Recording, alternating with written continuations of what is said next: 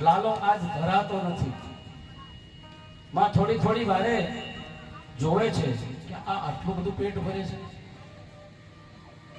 જેવું માં છે પોતાનું થાન એના મુખમાંથી અળગું કરે એટલે લાલો રડવાનું શરૂ કરે. પણ માને શું થયું કે આ જો આટલું બધું દૂધ પીશે અને કદાચ એને પચશે નહીં તો, એટલે માં થોડી વાર થાય ને વળી પોતાનું થાન છોડાવે પણ લાલો રડવા માંડે એટલે વળી માં મુખમાં આપે. એટલે કૃષ્ણ કહે છે કે છોડાવવું હોય ને તો રાજી ખુશીથી છોડાવાય, પ્રેમથી છોડાવાય, કોઈની પાસેથી આંચકી ન લેવાય.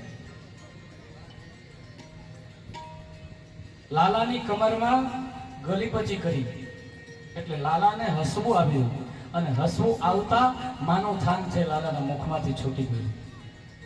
પણ એ વખતે મોઢું ખોલ્યું તો માને શેના દર્શન થયા? લાલાનું અચાનક મોઢું ખોલી ગયું. મોઢું ખોલતાની સાથે માએ જોયું તો એને બ્રહ્માંડના દર્શન થયા. એને એમાં યશોદા દેખાણી, એના ખોળામાં લાલો સૂતેલો દેખાણો.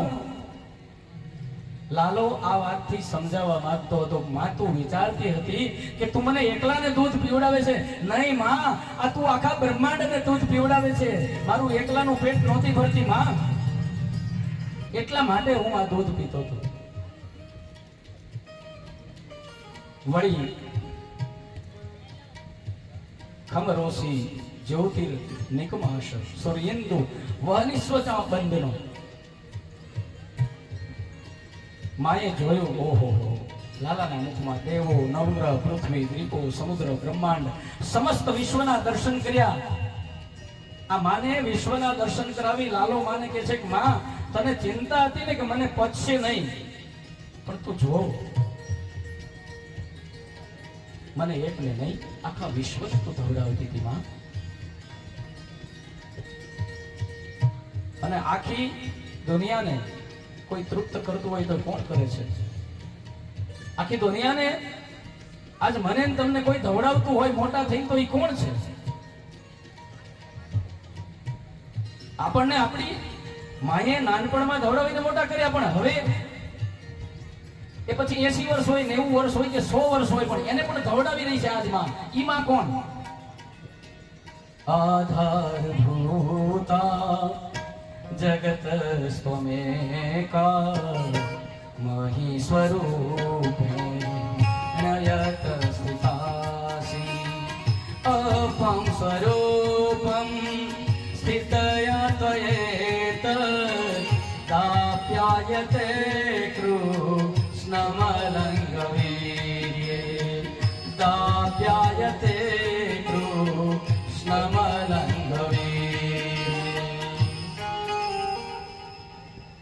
ત્રણ માં છે. સૌથી પહેલી જન્મ દેનારી, બીજી માં છે કુળદેવી અને ત્રીજી માં છે પૃથ્વી. આધારભૂતા, જેના ઉપર હું તમે રહીએ છીએ, આમાં એક દાણો નાખો ને અનેક કરીને આપે ને, એ આ માં છે. એ હજી મને તમને ધવડાવે છે ત્યારે આપણે આ જીવી શકીએ છીએ. બાકી આ ધરતી એક વખત રીસાય, એક જેટલા અનાજ નાખો, દાણા નાખો, એ ગળી જાય તો. અને એને એટલા માટે એનું નામ ક્ષમા પાડવામાં આવ્યું છે. હું તમે ખાડો ખોદીએ, મળમૂત્રનો ત્યાગ કરીએ, ન કરવાનું બધું જ આ પૃથ્વીની માથે કરીએ, છતાં પણ એ ક્ષમા કરે છે. એટલા માટે રાત્રે આપણે શાંતિથી સૂઈ શકીએ છીએ. મ્યાઉમારમાં થોડા દિવસ પહેલા થાઈલેન્ડમાં એના આંચકા સંભળાણા અને દિલ્હી સુધી ધરતીકંપ, અને આજે પણ પાછું છે જાપાનમાં ફરીથી પાછો આંચકો.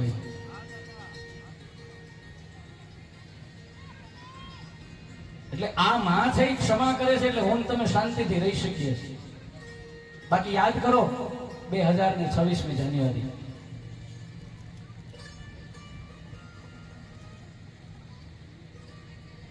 એટલે લાલો અહીંયા માને કહે છે કે માં તો મને એકને નહીં જગત આખાને ધવડાવતી હતી, અને આ જગદંબા છે ને એ જ સર્વને તૃપ્ત કરે.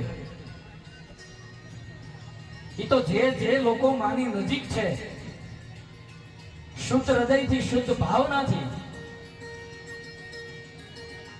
એ એ પછી મચુ હોય કે મોગલ હોય કે મેલડી હોય કે કોઈ પણ હોય, માનું જ્યાં નામ આવે છે એ નામથી કોઈ મતલબ નથી, પણ પાછળ માં આવી ને એટલે કામ પૂરું. નામ તો મારા ને તમારા પાડેલા છે, બાકી તો મહાલક્ષ્મી, મહાકાલી, મહા સરસ્વતી 3 છે. એમાંથી પછી તમે મેં જેને જેને જેવા સ્વરૂપે જેવી જગ્યાએ જેવી ઈચ્છા થઈ એને નામ આપ્યું, બાકી નામ 3 જ છે. આ વાત ઉપરથી મને એક પ્રશ્ન યાદ આવ્યો. અમદાવાદમાં મને એક ભાઈએ પૂછ્યું હતું કે આપણા ભગવાન આટલા બધા કેમ? મેં કીધું જો ભાઈ એક વાત હું તમને કરું, તમે કોણ? તો મારે કોઈ બીજા કોઈ નામ લેવું, આપણે ચંદુભાઈ સાવકિયા નામ લઈએ. તો કે હું ચંદુભાઈ, બરાબર છે. તમે મારા માટે ચંદુભાઈ. તમે એક જ વ્યક્તિ છો? તો કે હા. તમારા દીકરા માટે? તો કે હું એનો પિતા. તમારી દીકરી માટે? તો હું એના પિતા. તમારી ઘરવાળી માટે? તો હું એનો પતિ. તમારા બાપુજી માટે? તો હું એનો દીકરો. તમારી બા માટે? તો હું એનો દીકરો. તમારા મામા માટે? તો હું એનો ભાણિયો. તમારા ભાઈ માટે? તો હું એનો ભત્રીજો. તમારા કાકા માટે? તો હું એનો ભત્રીજો. તમારા ભાઈના દીકરા માટે? તો હું એનો કાકો, મોટા બાપુજી. વ્યક્તિ એક જ છે ને? એક વ્યક્તિ હોવા છતાં એની સાથે કેટલા બધા સંબંધો છે. એમ મારા ને તમારા ભગવાનો સાથેના જે સંબંધો છે એમાં જેને જેને અલગ અલગ દ્રષ્ટિથી, અલગ અલગ ચાહનાથી, અલગ અલગ ભક્તિથી જે ભગવાનને ભજ્યા એટલે ભગવાનનો વિસ્તાર થતો ગયો. બાકી શાસ્ત્રની અંદર અમુક જ નામો આવે છે, એ સિવાય બીજા શાસ્ત્ર સિવાયના ઘણા બધા મને તમને નામો સાંભળવા મળે છે. પણ એ જે જેની દ્રષ્ટિથી જેને જેને જેવા ભજ્યા એટલા માટે 33 કરોડની જગ્યાએ અત્યારે ઘણા બધા ભગવાન થઈ ગયા છે.